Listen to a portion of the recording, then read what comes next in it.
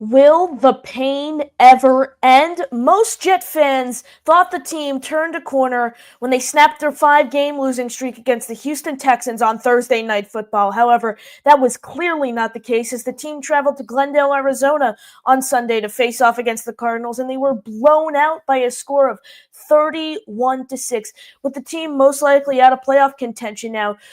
What's in store for the remainder of this season? Who better to bring on to talk all things New York Jets than the New York Daily News' Antwan Staley, all here on a Tuesday edition of NY Flight Jets Talk. Jets, Jets, let's go. Jets wide receiver Wesley Walker. Wesley, how you doing today? ESPN writer Mr. Rich Cimini, Jets reporter for The Athletic, Mr. Zach Rosenblatt, Hall of Famer, and Jets legend, Mr. Marty Lyons. Your host, Connor Law. Welcome in, everyone, and we are here for a Tuesday edition of NY Flight Jets Talk. Does the pain ever end? 31-6, a disgrace, a meltdown for the Jets in Glendale, Arizona. Let's get into that and much more with our guest today. He covers the team for the New York Daily News, Mr. Antwan Staley. Antwan, obviously from coming on the show, your opinions on Twitter, writing, we all knew you weren't very high on this team entering the season. You didn't pick them to make the playoffs, and that was kind of the polar opposite of the pulse of the fan base. However, it turns out you are right. This team sits at a record of 3-7 through the season's first 10 games. Antwan, how you doing? I'm doing all right. I mean, even though I didn't pick them to make the playoffs, I didn't think they'd be as bad as what they are currently. I don't think a lot of people did. Yeah, I mean, this is I don't think many people really predicted it, like you said there, Antwan. A 3-7 start to the season, and before we get into really the big picture of this team, just quick initial thoughts on Sunday's collapse, 31-6. I thought they would lose to the Cardinals because I thought it was a bad matchup all around. I mean, the Cardinals can run the football very well. The Jets can't stop the run. So I thought that would be a problem. And then Kyler Murray is a running quarterback. And we've seen it with quarterbacks that are not, even Jacoby Brissett was able to run against the Jets. So what do you think a guy like Kyler Murray who can use his legs can do? So yeah, they were just on roller skates the entire game. It seems like from a defensive standpoint, outside of Quincy getting that big hit on Kyler Murray. But yeah, I definitely think I just thought it was just a mismatch to begin with. And then offensively, I was surprised that they had little success against the Cardinals team. They'd given up a lot of yards defensively, but they just wasn't able to get anything going. And I felt like they just kind of gave up on running the football. I felt like Breece Hall was having had like some juice to him, but for whatever reason, which has happened a lot of times this year, they put their emphasis in the passing game instead of the running game, and they really bit them back in the backside. Yeah, absolutely. We have our guy Johnny Boy here in the chat, and he wants to know, is the locker room in shambles, at least the defense and offense going strong each other? Antwan, what are your thoughts on, kind of the vibe inside the building after this really, rocky 3-7 start to the season? Well, we hadn't been in the locker room since the Cardinals game, but I mean, people are still, I think people were surprised. I mean, we talked to the players after the game, and they really don't have any answers of why they have the record that they did. And usually when people don't have answers for what's going on, that's not necessarily a great thing, because if you had answers, then obviously you'd be able to fix it. But I think a lot of people were just surprised there. And Devontae Adams talked about the lack of energy and juice once again, and when you lose 6 out of the 7 games, you're probably going to have a little bit of a lack of energy and juice too. But also see it might be leadership thing too. And I think it goes back to my point. And I know a lot of people is very polarized. An article that I wrote about Robert Saleh, and I wrote it because I didn't think. I mean, I thought Robert Saleh had not done a good job in his first 3.5 years there with the Jets. But the bottom line is, when you fire a coach in the NFL mid-season, more often than not is not successful. You can go back at the history of time. It does not work in the NFL. It works in baseball. It works in basketball. It works in the NHL. Maybe because they have more games, but in the NFL, those moves typically do not work, simply because you have the same problems that you had with the original coach. You had with the new coach, interim coach, and you continue to have those problems. And I think now, firing Saleh, you added a problem that you didn't have, and I think that's a lack of leadership and continuity with this team. And I think you kind of see that just from week to week. You mentioned the head coach position there, and that kind of leads me to my next point. I think it's pretty safe to say, Jeff Ulbrich is not going to be the head coach of this team in 2025, and most likely Joe Douglas won't be back for the 2025 season. His contract expires, and I just don't see a world, Antwan, where both sides are able to come together, agree on a completely new contract. I mean, Douglas is someone with this, terrible record. It was 27-56 to start the season, and it's, a lot. It's worse now. That's what I'll say here. And he's, basically played all 6 years out. Managed all 6 years out of his contract. So now, what do you see the Jets doing with those two positions? Head coach, there are some, attractive names. Todd Monken is someone the Jets were interested in when they hired Robert Saleh. Ben Johnson's a new offensive coordinator. Mike Vrabel, he has head coach experience. He's available. And then also, they hire a new head coach. Does Ulbrich just revert back to DC? What does that look like? And who do you see the Jets going after? Well, it starts out with the general manager because you have to hire a general manager before you hire a coach. So I think that's where it all starts at. The last time the Jets did it in opposite reverse, and they hired Gase, and then they ended up bringing in Joe Douglas, and obviously that has not worked out. That did not work out for a variety of reasons. But yeah, I think it starts like I had mentioned Ray Agnew, who's the assistant GM for the Lions. I think that would be an ideal pick, and then from there, you could maybe acquire Ben Johnson or also Aaron Glenn, who's played with the Jets prior to as well, and obviously has some history there. So I think those are options. You mentioned Monk in there; that might be an option too. But it's also going to come down to what do you want? What does Woody want for this team? Like, is he going to allow like that general manager to do his job, and how they see this team moving forward? Are you bringing Aaron Rodgers back? If you're not, then that's a whole other situation too, because Woody might want to do one more run, and I don't think they should. I think they should just like completely just tear it down, because you look at a team like the Patriots. The Patriots have already started that process, and they have a quarterback in Drake May who I really like. And then I think they have a really all season or two. I think we're talking, Patriots might be, a contender in a couple of years potentially there if they make the right moves there. But it's neither here or there. And then you still got the Dolphins there, depending on what you think about Tua there. But I think you need to start this process rather sooner than later, because if you run it back next year, if it doesn't work then what do you do then? Like, you're starting over anyway. So I think the faster you do that, and clearly this is not working for a variety of reasons, the faster you do it, the faster you realize that, the better off you'll be in the long run. Absolutely. You mentioned the Patriots there. I think another example is really the Washington Commanders. They get their franchise quarterback this year. Normally, Antwan, you look at these, these real rebuilding stages. Year one is kind of just, you chalk that up. Year two, you're trying to make something. And then year three, you're trying to sneak into the playoffs. And then year four is when you really jolt. Now you look at a Commanders team that is roaming the NFC East and has the potential to make a really deep run in the playoffs. It is very hard, though, to find that franchise quarterback. I mean, you just look at, Zach Wilson's draft class that was supposed to be, a top quarterback class, and basically all those guys are currently benched. So it's, it is crazy to see how hard it is to get a franchise quarterback in today's league. Ben Johnson, someone you mentioned there, I mentioned him, Aaron Glenn. If you're a coordinator, though, especially someone like Ben Johnson, who has the potential, I believe, to do great things in the NFL, why would they want to come to the Jets and start their coaching career here rather wait till the next cycle? Do you think, the most realistic option is going after someone like Vrabel, who has that head coach experience, who hasn't been able to get, obviously he's out of the league for this season? I mean, it depends on just how you view this team moving forward. I mean, if you bring in Aaron back, if you bring in, a lot of the veterans back, then yeah, I think a guy like Mike Vrabel would make a lot of sense too, because obviously he has head coaching experience. But if you're talking about somebody that's completely, I don't know if Vrabel wants to completely start over with a rebuilding situation. That's the thing too, because you look at what happened with Tennessee and them starting over at quarterback with Will Levis, and obviously that hasn't worked. I think Tennessee eventually pick a quarterback, whether it be in the first or second round.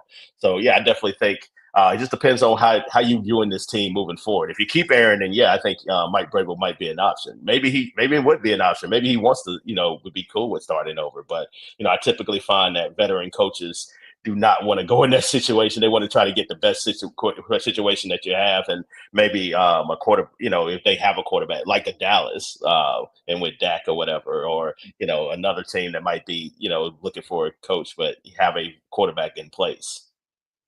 Now, Antoine, there's still 7 games left in the season. It's crazy to think this team's 3-7, but there are still 7 games left. What do you think the outlook is for this team right now? Obviously, they host the Indianapolis Colts, and they're 3.5-point home favorites somehow. You can say the Colts are 4-6. They have Joe Flacco.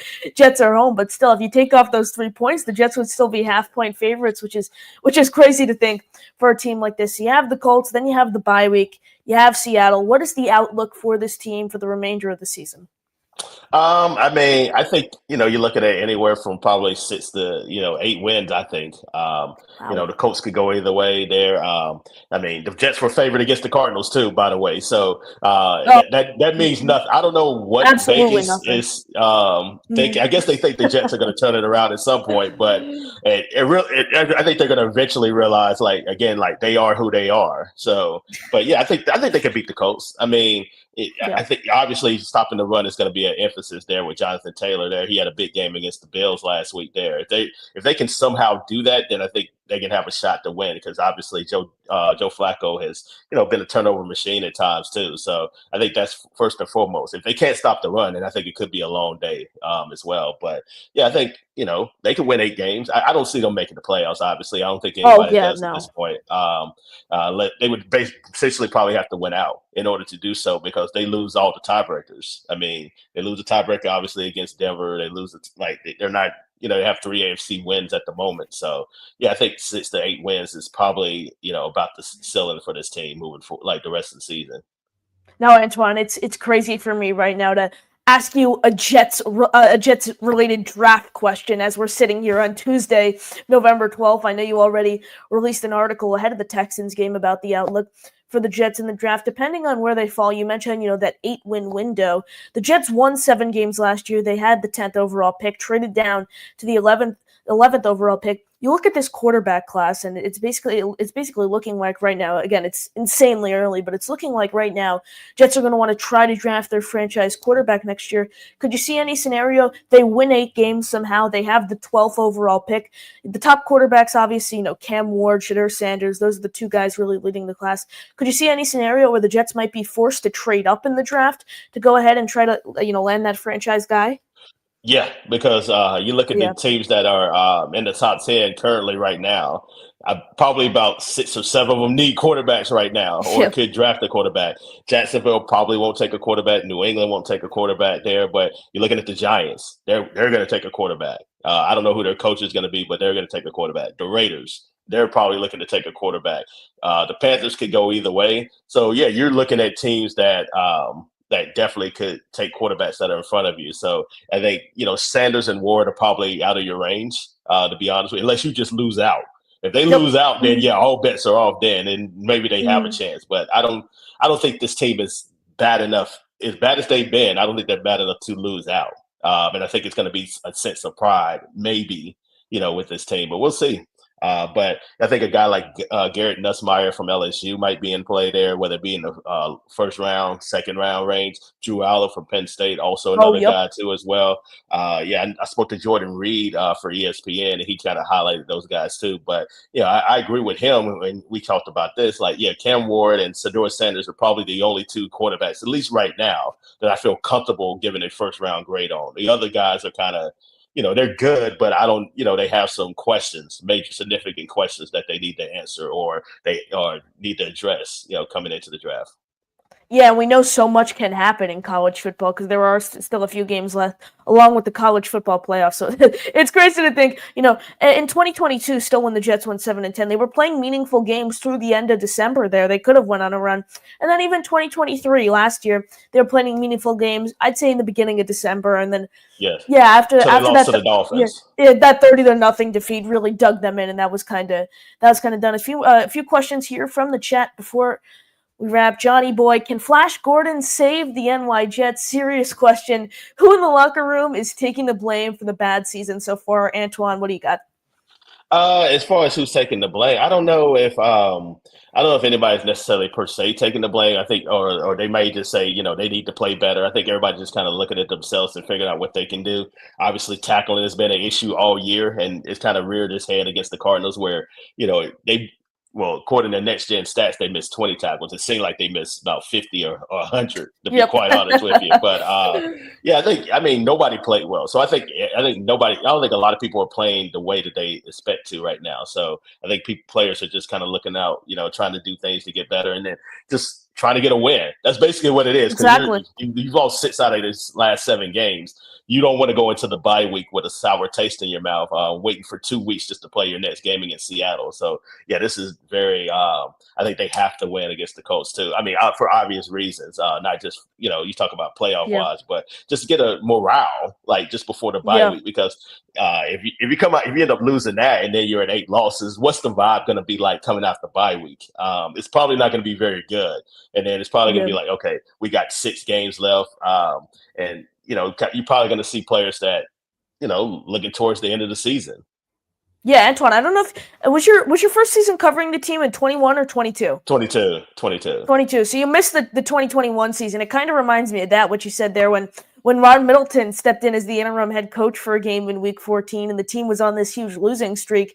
They go out, they ended up winning, and they didn't, they didn't win the last few games of the season, but they just played with like a different level of pride, which I think is what this team really needs.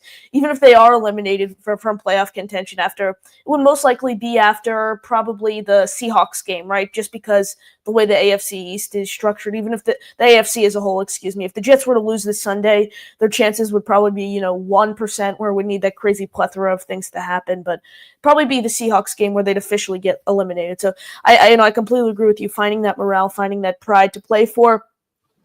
Reluctant Earthling, how abysmal does this mess need to get before Tyrod Taylor gets a chance? That man is hilariously underrated. I highly doubt he's going to, unless Aaron is hurt, I highly doubt he's going to play. I thought he was going to play against the Cardinals because, Aaron, he came out, went to the blue 10, and it seemed like Tyrod was going to come in. But, yeah, I highly doubt he's going to play unless Aaron is hurt, which – he's been, suffering some little bumps and bruises throughout the season. So, and we still got 7 games left, so you never know. But, yeah, I don't see that happening. What I will say about Tyrod, and it goes back to what we talked about earlier about, them being in, cap trouble in 2025. What you could do is, keep Tyrod Taylor. And also you got Jordan Travis on the roster, although I don't think he's not going to play. Play those guys, like just, play it out with those guys at quarterback, maybe sign somebody else. Just see what those guys have, and then after that, you kind of evaluate and then decide what you want to do in 2026. I think that might be the move to make for the Jets. So you mentioned that there, so you could see Tyrod Taylor kind of being that bridge guy. Teddy Bridgewater's done that in his career, kind of what Andy Dalton's done as of late, where he kind of grooms the younger franchise guy. Yeah, and then you can get the chance to see what Jordan Travis can do now that he's healthy, assuming that he'll be healthy in 2025. And, you can find out if he's the guy. If he's not the guy, then you could draft the guy in 26.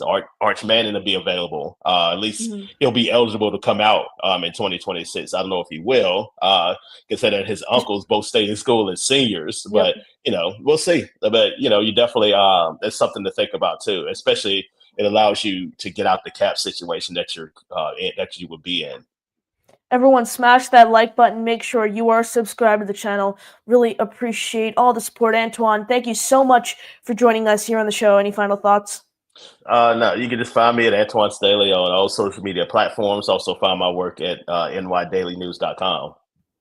Appreciate it. Follow Antwan. He does great things covering this team. That'll do it for us alongside Antwan Staley. I am your host, Connor Long, signing off. JTS Jets, Jets, Jets.